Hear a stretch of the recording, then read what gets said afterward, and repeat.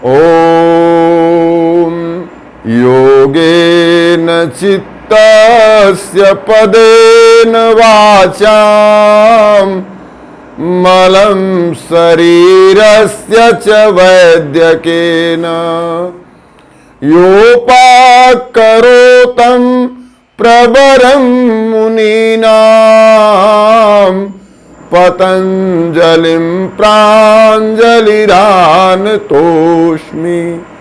प्रिय साथियों, मैं डॉक्टर सुरेंद्र नाथ तिवारी श्री कृष्ण योग यूट्यूब चैनल में आप सभी का हार्दिक स्वागत करता हूं।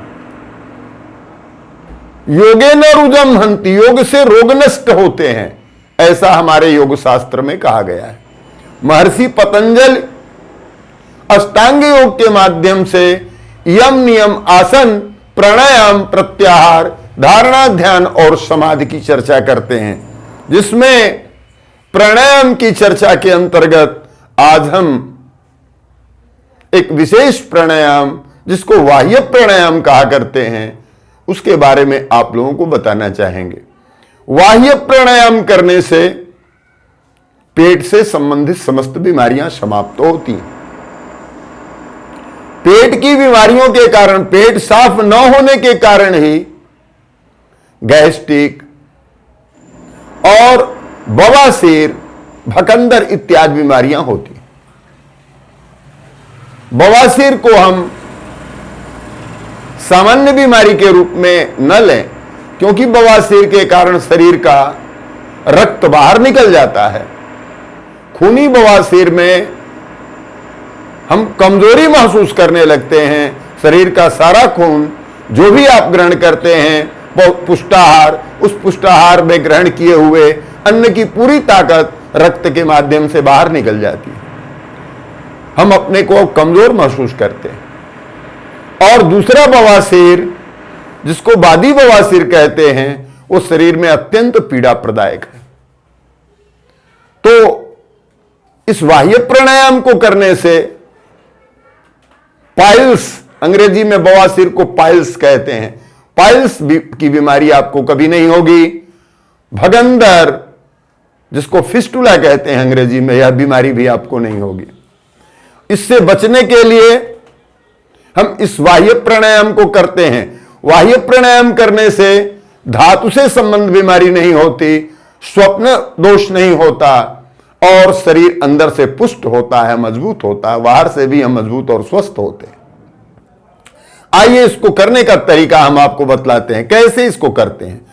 सर्वप्रथम इस प्राणायाम को करने से पूर्व हम सुखासन में बैठते हैं। सुखासन क्या है? बाएं पैर की एड़ी को गुदाद्वार के पास, दाहिने पैर को उपस्थ के पास ऐसे ले आकर के रखते हैं।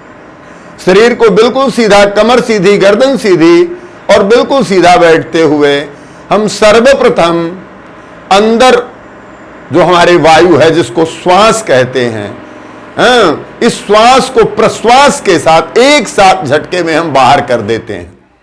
और बाहर करने के साथ ही त्रिबंध लगाते हैं। त्रिबंध क्या है? गुदाद्वार को ऊपर खींचते हैं, संकुचित करते हैं, उसको मूल बंध कहते हैं। अपने नाभि को अंदर संकुचित करते हैं, इसको उड्डीयान बंध कहते हैं। और अपनी ठुड्डी को अपने सीने से लगाने का प्रयास करते हैं, उसको हम जालंधर बंध कहते हैं। ये तीनों बंध लगा करके श्वास को बाहर ही यथाशक्ति रोकने का प्रयास करते हैं।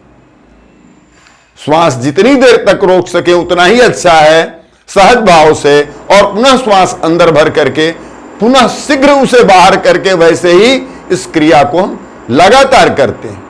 जिनको बवासीर की बीमारी है या भगंदर की बीमारी है, उनको कम से कम 11 बार इसे अवश्य करना चाहिए। जिनको हाई ब्लड प्रेशर है या लो ब्लड प्रेशर है, उच्च रक्तचाप और निम्न रक्तचाप, दोनों तरह के मरीजों को इस प्राणायाम को नहीं करना चाहिए। गर्भावस्था की स्त्रियों को भी इस प्राणायाम को नहीं करना चाहिए। किसी गंभीर बीमारी से ग्रस्त व्यक्ति इस प्राणायाम को न करे, ऐसा निर्देश है योग शास्त्र में। तो आइए इसे हम करके दिखलाते हैं। सर्वप्रथम जैसे हम सुखासन पर बैठ गए हैं बैठने के साथ ही हम अपनी श्वास को बाहर करेंगे।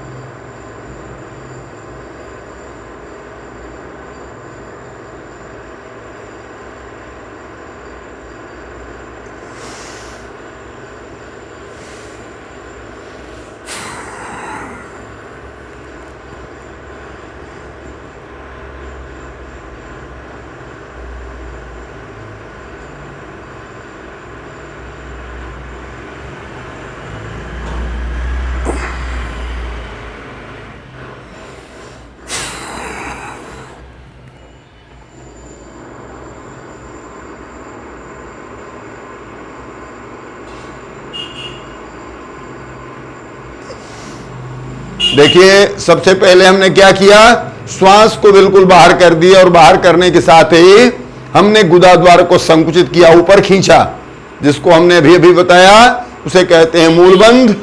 और दूसरे नंबर पर हमने क्या किया, अपने नाभि को अंदर खींचा, संकुचित किया, उसको कहते हैं उड्डीयान बंध।